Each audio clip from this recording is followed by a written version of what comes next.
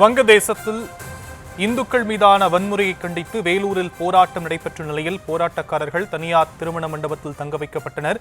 அவர்களுக்கு கொடுக்கப்பட்ட உணவில் சிக்கன் இருந்ததாக குற்றச்சாட்டு கூறப்பட்டு போராட்டம் நடைபெற்றுக் கொண்டிருக்கக்கூடிய அண்மை தகவலை பார்த்துக் கொண்டிருக்கிறோம்.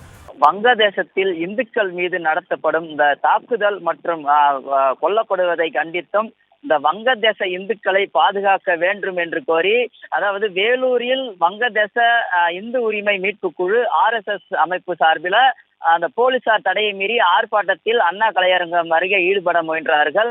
அவர்களை தடுத்து நிறுத்திய போலீசார் அவர்களை கைது செய்து அந்த இந்து RSS அமைப்பினரை வேலூர் புதிய பேருந்து நிலையம் அருகே உள்ள இந்த சித்ரா தனியார் திருமண மண்டபத்தில் அடைக்க வைத்திருக்கிறார்கள்.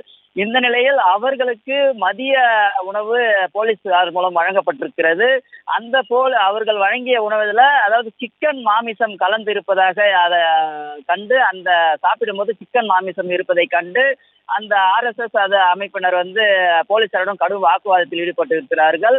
கைது செய்யப்பட்டவர்களில் 50க்கும் மேற்பட்டவர்கள் ஐயப்பனுக்கு, அதாவது ஐயப்ப சாமிக்கு மாலை அணிவித்திருந்த நிலையில் அவர்களுக்கு அந்த சிக்கன் கலந்த உணவை வழங்கியதாக அவர்கள் புகார் தெரிவித்து அந்த போராட்டத்தில் ஈடுபட்டிருக்கிறார்கள். அந்த உணவையும் போலீசாரிடம் காண்பித்து அவர்கள் போராட்டத்தில் ஈடுபட்டார்கள்.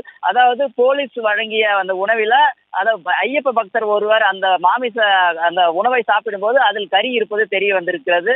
இதனால் போலீசாருடன் கடும் வாக்குவாதத்தில் ஈடுபட்டு இருக்கிறார்கள். அவர்களை தடுத்து நிறுத்திய போலீசார் அவர்களை சமாதானப்படுத்தி மீண்டும் திருமண மண்டபத்திற்குள்ளே அடைத்தார்கள். ஆனால் போலீஸ் தரப்புல ஒரு விளக்கம் கொடுத்திருக்கிறார்கள். அதில் நாங்கள் வெஜ் பிரியாணியை தான் வழங்கினோம், அதில் சிக்கன் ஏதும் இல்லை என்றும் அவர்கள் போலீஸ் தரப்புல விளக்கம் கொடுக்கப்பட்டிருக்கிறது.